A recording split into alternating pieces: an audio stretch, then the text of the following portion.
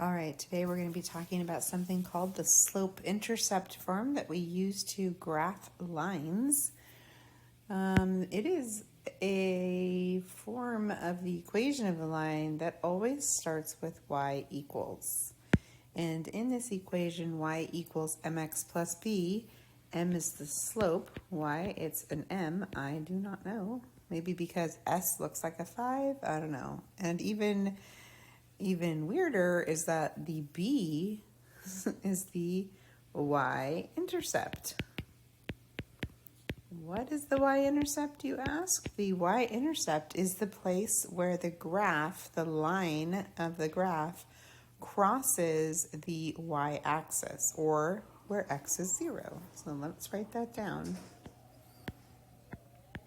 Where the line crosses the y-axis. It's also, because of that, where x is 0 on that line. All right, so when we have an equation given to us that's already in slope-intercept form, look how easy it is to find the slope. The slope is just the number in front of the x, like the coefficient of x. So here, it's going to be -3, right? The coefficient of x. Here it's going to be 4.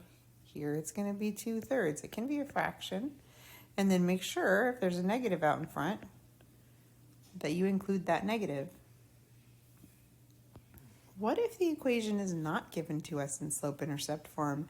It just means we have to solve for y, which uses all the same steps as when we solved equations back in the last chapter. We're going to find out what's happening to y and do the opposite operation to both sides to get y isolated. So in this first one here, y is being multiplied by 4.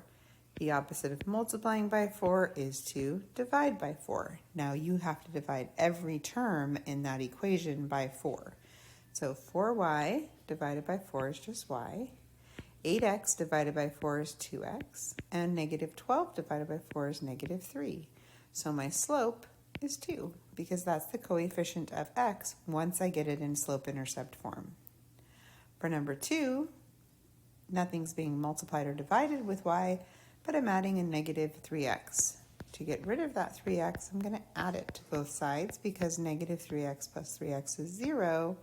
And then when I write it over here on the right side of my equation, I know I can't add a constant and an x term because they're not like terms, but I'm going to put that x term first so that it looks like my slope-intercept form, right? Now I know my slope is just 3, the coefficient of x.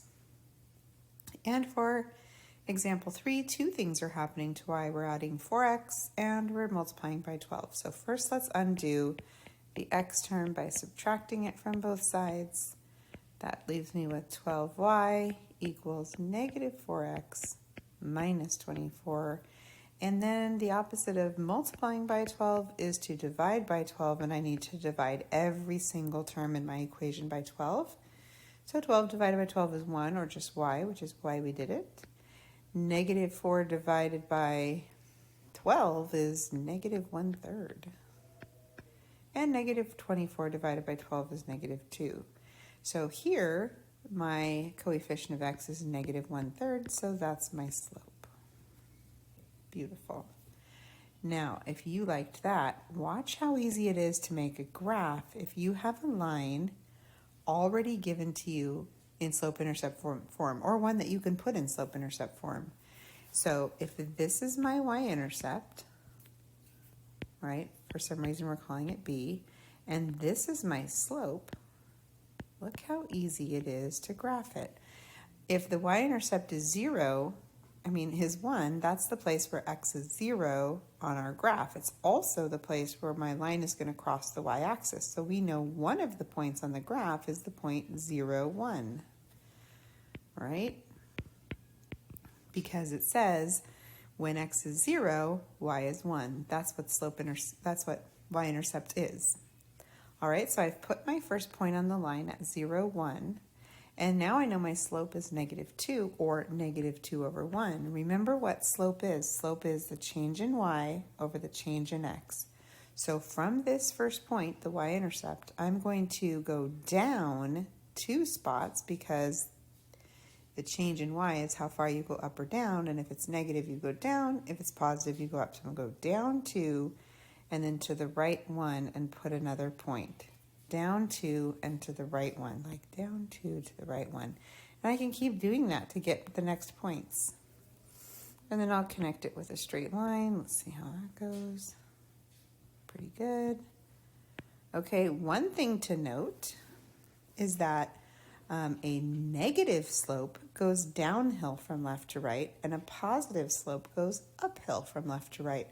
So since my slope for line number 1 was -2, I want to make sure that the line I drew is a downhill line from left to right.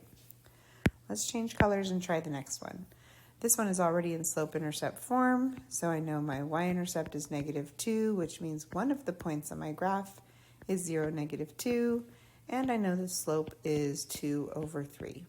So let's put the first point on there, 0, -2, and my slope is positive, so uphill, positive 2/3. So changes by 2 going up and 3 going to the right. So up 2/3. Right, up 2/3. So here's my line for number 2. Let's change colors again. This one is also in y-intercept form, but there's no y-intercept form, so it's actually, y-intercept, no b, so it's actually a 0. So if b is 0, then it goes through the point 0, 0, because it crosses the line at 0, it crosses the y-axis at 0. My slope is 3, which we know is like 3/1. So from this point 0, 0, I'm going to go up 3/1. And here, oh goodness, that's the worst straight line ever. Let's redo it. I don't like that at all. That's better. A little bit better. All right, and no scooter. We'll do one more. Sunday afternoon math videos and dog sounds. This one's not in slope-intercept form yet, so I need to subtract 2x from both sides to get it in slope-intercept form. Now I have y equals -2x minus 5. So my y-intercept is -5, which means one of the points on my graph is 0, -5.